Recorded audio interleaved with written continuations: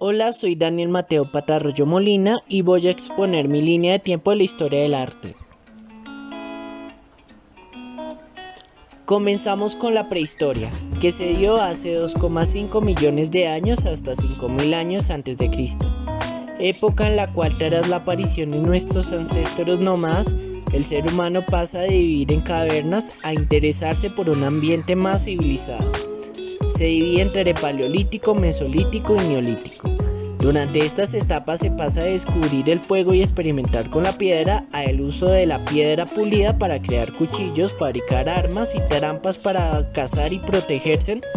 Se domestican animales. Por cuestiones climáticas se piensa en la necesidad de producir alimento.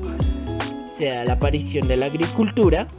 Y se da un estilo de vida más sedentario y se plasma esa curiosidad de querer ilustrar aquello que cazaban, como por ejemplo bisontes en sus cuevas. Esto también incluía la experimentación pictórica con las manos y la representación de una civilización. Incluso se llega a dar los primeros pasos para la escultura, como lo vendría siendo la Venus de Willendorf. Ahora hablaremos de la Edad Antigua. Esta se da entre 5.000 años antes de Cristo hasta el siglo XIX después de Cristo. Tras la aparición de las civilizaciones egipcia, mesopotámica, persa, china, griega, romana y demás, se adopta el concepto de poder político exclusivo en reyes, así como la posesión de religión politeísta que ayuda a la creación de pirámides, templos, palacios, cerámica, mosaicos en alusión y respeto a distintos dioses. La Edad Media es una época que comprende desde la caída del Imperio Romano de Occidente en el siglo V hasta el descubrimiento de América y la caída de Constantinopla a principios del siglo XV. Se da una época de oscurantismo y un retroceso al arte, las ciencias y las humanidades, y la fe cristiana se transforma en única doctrina del pensamiento. También se implementa un régimen feudal y poder sobre Occidente a la figura del Papa. Sin embargo, se comienza a expandir la vida social tras establecer ciudades-estado europeas donde se integran tanto lenguas romances como lenguas modernas. La pintura así como la literatura se inspiran en la figura feudal como lo vendría siendo el relato del rey Arturo. También gracias a la economía eclesiástica se considera a las donaciones y diezmos como capital simbólica para crear catedrales, iglesias, universidades y esculturas ilustrando a las figuras feudales como auténticas deidades. Ahora vamos con Edad Moderna. Esta comprende desde el siglo XV hasta el siglo XIX, época en la cual tras la crisis del feudalismo comienzan a existir monarcas con conciencia que aprendieron de sus predecesores y con ello la jerarquía social cambia a un sistema autoritario. Se redescubren a los filósofos clásicos y el hombre europeo pasa de estar temeroso ante la figura de Dios a valorar más sus goces terrenales. Con esto llega el antropocentrismo, el hombre como centro del universo.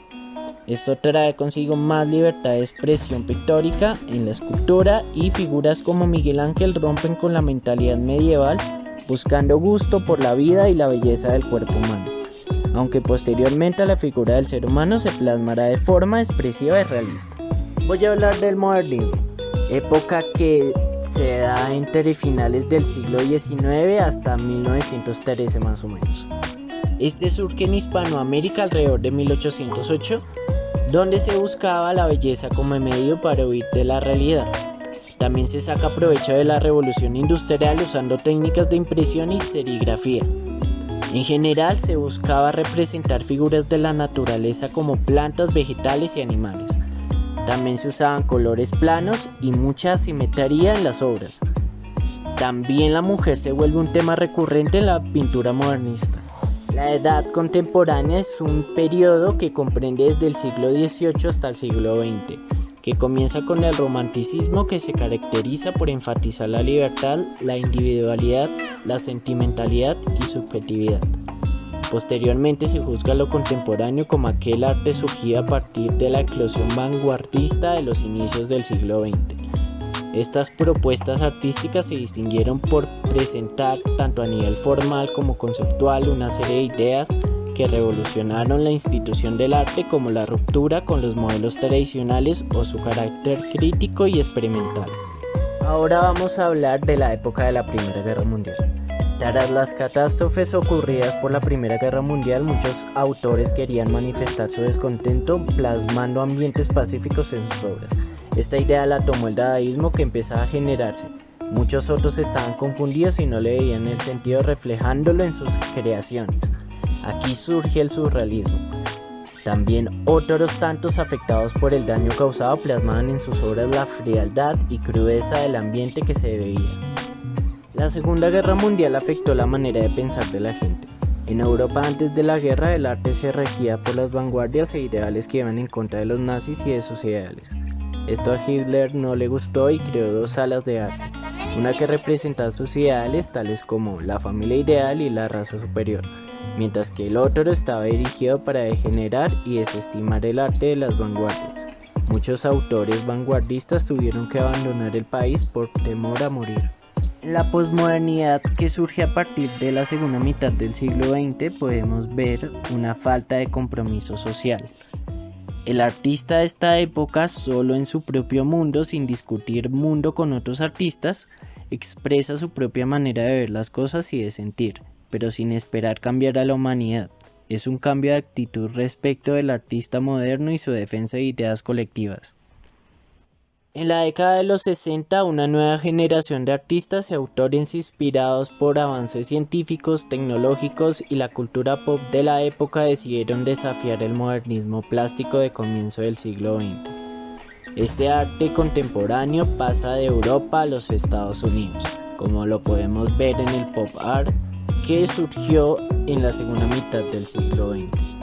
Antes de la caída del muro de Berlín, Alemania estaba dividida en dos en todo sentido.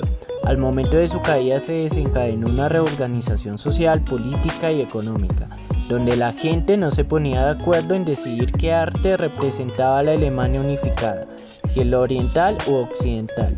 Al principio el oriental se reconoció más, pero con el tiempo el occidental fue tomando más fuerza. Aún a día de hoy existe ese resentimiento entre la gente de mayor edad.